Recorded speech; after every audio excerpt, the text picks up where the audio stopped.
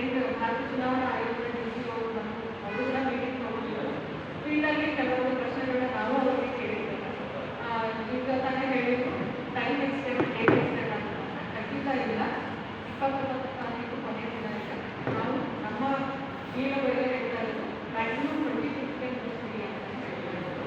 In case ಬರಲಿಲ್ಲ ಅಂತಂದ್ರೆ voter ಫಾರ್ಮ್ನ ಕೊಡಲಿಲ್ಲ ಅಂತ ವೋಟರ್ ಲೀಸ್ಟಿಂದ ಹೋಗ್ತಾರೆ. ಆಮೇಲೆ ನಿಮ್ಮೆಲ್ಲರಿಗೂ ಗೊತ್ತಿರೋ ಹಾಗೆ 2002 ನಂತರ ಇವಾಗ 2026 ಪರಿಷ್ಕರಣೆ ನಡೀತಾ ಇದೆ.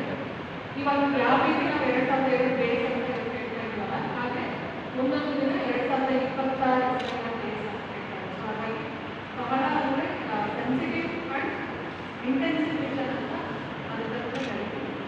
ಅದಾದ ನಂತರ ಇಲ್ಲಿ ಕೆಲವೊಂದು ಮಾಹಿತಿ ಹೇಳಿದ್ದು ಲಾಜಿಕಲ್ ಅಂತ ಇದೆ.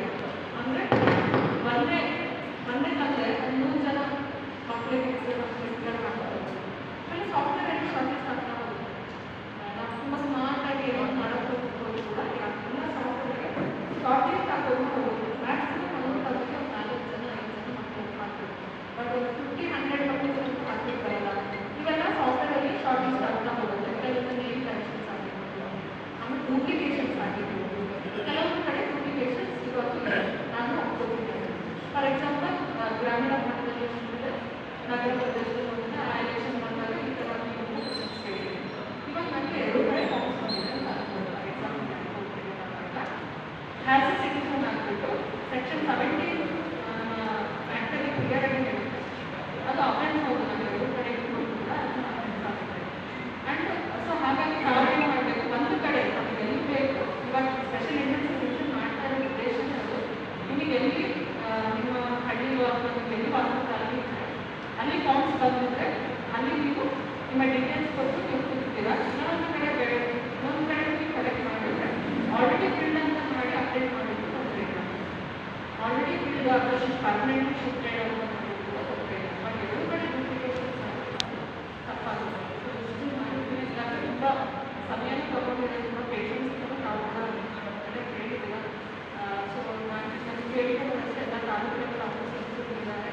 ಆಮೇಲೆ ನಮ್ಮ ನೋಡಲ್ ಆಫೀಸರ್ ನಮ್ಮ ವಿಧಾನಸಭೆಯ ಇದ್ದಾರೆ, ಡಿಸ್ಟ್ರಿಕ್ಟಿಂದ ಬಂದಿದ್ದಾರೆ. ಸೊ ಅವರು ಕೂಡ ಮಾಡ್ತಾರೆ. ಆಮೇಲೆ ತಮ್ಮ ಮಾಹಿತಿಗಾಗಿ 20 ಬೂತ್ಗಳಿಗೆ ಒಬ್ಬರನ್ನ ತಾಲೂಕಿನ ಆಫೀಸರ್ ನಾವು ಮಾಡ್ತಿರ್ತೇವೆ. ಅವರು ಕ್ವಾಲಿಟಿ ಆಫ್ ಡಿಫೆಂಡೇಷನ್ ಕೂಡ ಮಾಡಬೇಕಾಗುತ್ತೆ. ಸುಮ್ಮನೆ ಬ್ಲಡ್ ಆಗಿರೋದು ಈ ಫಾರ್ಮ್ಸಲ್ಲಿ ಬ್ಲಡ್ ಆಗಿರೋದು ಸುಮ್ಮನೆ ಬ್ಲ್ಯಾಂಕ್ ಆಗಿ ಫಿಲ್ ಮಾಡಿದ್ರು ಕೂಡ ನಾನು ಲಾಗಿನ್ ಬಕೆಟ್ ಅಷ್ಟೇ ಕೊಡೋದು ಅದನ್ನು ರಿಸಲ್ಟ್ ಆಗುತ್ತೆ. ಸೊ ತುಂಬ ಕೇರ್ಫುಲ್ ಆಗಿ ಮಾಡಬೇಕಂತ ಕಡೆ ಹೋದಾಗ ಹೇಳ್ತಾರೆ. ಸೊ ಹಾಗಾಗಿ ಇಷ್ಟು ಮಾಹಿತಿಯನ್ನು ನೀಡಿದ್ರೆ ಮತ್ತೆ ಏನಾದರೂ ತುಂಬಾ ಡೌಟ್ ಇತ್ತಂದರೆ ನೀವು ಡೈರೆಕ್ಟ್ ನಮ್ಮದು ಕಾಲ್ ಮಾಡಿ ಕಮ್ಯುನಿಕೇಟ್ ಮಾಡ್ಬೋದು. ಇದು ಕಾರ್ಯದಳಕ್ಕೆ ಯೋಜನಾ ಕಾರ್ಯಕರ್ತ ಅಧ್ಯಕ್ಷರು ಕೂಡ ಬಂದಿದ್ದಾರೆ. ಅವರು ಕೂಡ ಸ್ಪೆಸಿಫಿಕ್ ಆಗಿ ಇನ್ನೊಂದು ಮತ್ತೊಂದು ಹೇಳಿದ್ದು ಹಾಡಿಗಳು ಹ್ಯಾಂಡ್ರೈಟ್ಸ್ ನಾವು ಕೂಡ ಅದನ್ನು ಪ್ರೈಸ್ ಮಾಡಿಸಿದ್ದೀವಿ. ನಮ್ಮಲ್ಲಿ 54 ವಿಧಾನಸಭಾ ಕ್ಷೇತ್ರದಲ್ಲಿ 54 ಹ್ಯಾಂಡ್ರೈಟ್ಸ್ ಇದ್ದಾವೆ. 32 ಬೂತ್ಗಳಲ್ಲಿ ಹಾಡಿಗಳನ್ನು ಜೈವಿಕ ಜನಾಂಗದವರು ಇದ್ದಾರೆ. ನೀವೊಂದು ಪ್ರಶ್ನೆ ಕೇಳಿದ್ರಿ, ಇವ್ರದ್ದು ಕೂಡ 2002 ಅಲ್ಲಿ ಇಲ್ಲ ಅಂತ ಕೂಡ ಇವಾಗ ಕೂಡ ಸೇರ್ಪಡೆ ಮಾಡೋದಕ್ಕೆ ಅವಕಾಶ ಇದೆ. ಅದು ಯಾರು ಕೇಸನ್ನು ಅಧಿಕಾರಿಗೆ ಬಿಟ್ಟಿದ್ದು ಅವರು ಅಲ್ಲಿಯವರು ಅದನ್ನು ಪ್ರೂವ್ ಮಾಡಿದ್ರೆ ಡಾಕ್ಯುಮೆಂಟ್ಸ್ ಮತ್ತು ಡಾಕ್ಯುಮೆಂಟ್ಸ್ ಪ್ರೂವ್ ಮಾಡಿದಾಗ ಮಾತ್ರ ನಾವು ಸೇರಿಸ್ಬೋದು. ಫಾರ್ ಎಕ್ಸಾಂಪಲ್ ಅನಾಥರು ಅಂತ ಆ ಥರ ಏನಾದ್ರು ಆಬ್ವಿಯಸ್ಲಿ ತಂದೆ ತಾಯಿ ಇದ್ದೇ ಇರ್ತಾರೆ. ಕೆಲವರು ಆ ಥರ ಇದ್ದಾಗ ಇವರು ಸ್ಯಾಟಿಸ್ಫೈಡ್ ಆಯಿತು ಅಂದರೆ ನಾವು ಅದನ್ನು ಆ್ಯಡ್ ಮಾಡ್ತೀವಿ.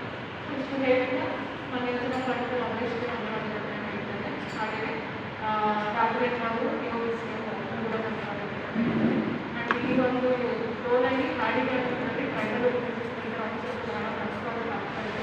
ಅದು ನಾವು